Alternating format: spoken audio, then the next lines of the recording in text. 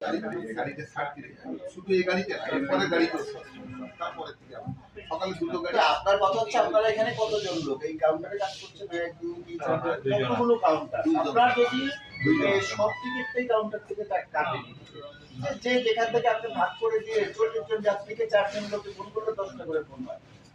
এই 2 ঘন্টা আগে বলে দেওয়া তো আমি কোনো কঠিন কাজ ছিল না। বিষয়টা হচ্ছে আপনারা যেহেতু একটু বড় মিয়া, অতএব আপনারা বিষয়টাকে পাঠাচ্ছেন।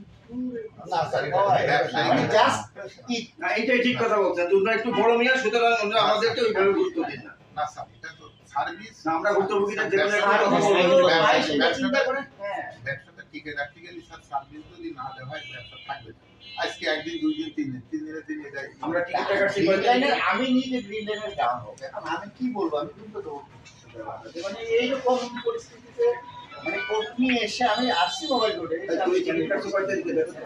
আপনি আমার জায়গায় থাকলে আপনি কি সিদ্ধান্ত দিবেন? আপনি জানেন আমি সাথে এখন স্যার আমার আমি টিকিট তো সিদ্ধান্ত চলে গেছে। দেব না, আমার তো কিছু বলার নেই স্যার।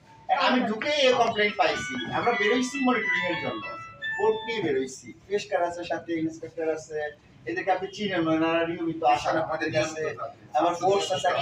আমি সবারই পাবলিক দাঁড়ায় আছে, যিনি তিনিও দাঁড়ায় আছেন, অভিযুক্ত যিনি তিনিও দাঁড়ায় আছেন। আমি কি জবাব দেবো বলেন? এখন আপনি আপনি বলেন, আপনার চুল সব সাদা, আপনি অভিজ্ঞতা বেশি, আপনি বলেন। আমাদের কিছু বলার নেই। আপনি যেটা সিদ্ধান্ত আমি নেবেন, আপনার ডিসিশন আপনি যেটা সিদ্ধান্ত নেবেন। আমি স্যার আপনি যদি যেটা ভালো মনে করেন সেটা করেন। আপনি বলেন কি বলতে চাই? স্যার আমার বিষয়টা হচ্ছে, আমি তাকে প্রথমে এসে বলেছি যে আমার বোন যাবে, ওখান থেকে আমার বোনকে বাসায় পৌঁছায় দেওয়ার দায়িত্বটা আপনার। কারণ রাতে 11টার সময় আমার বোন ঢাকায় যে পৌঁছাবে এর রেসপন্স ধানমন্ডি।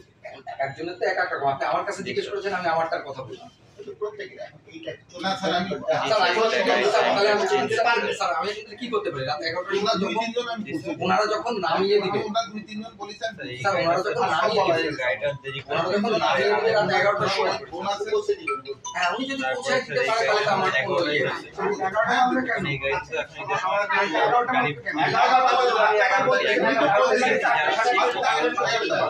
এখন এই আর কি, এখন এই মাত্র শেষ হলো জানো না। গাড়ি আছে স্যার সম্পাদ। এই গাড়িটা আমাদের 3:30 3:30 যদি আমি গাড়ি ছাড়ি ধরলাম 3:30 আমার এখন 3:30 আপনি ভিতরে এখনো টাইপ করতে পারতেন না না।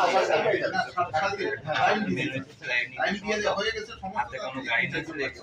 উনি যে 3-4 জন বাকি, তারা যদি কেউ না যেতে পারে, মানে আমার আমি মা তাদের- আপনি তাদের দায়িত্ব বুঝছেন, তাই তো? দায়িত্ব হ্যাঁ, নিয়ে আমরা এটা সলভ হিসাবে ধরে নিই। আমি গাড়ি স্যার নাই আমি স্যার, যদি এইখানে টাকা রিফান্ড স্যার দেব গাড়ি আমরা দিতে আদারওয়াইজ আমি ওনাকে ওখানে এখন আমি আপনাকে টাকা রিফান্ড দিয়ে দিবেন, আপনি বুঝেন।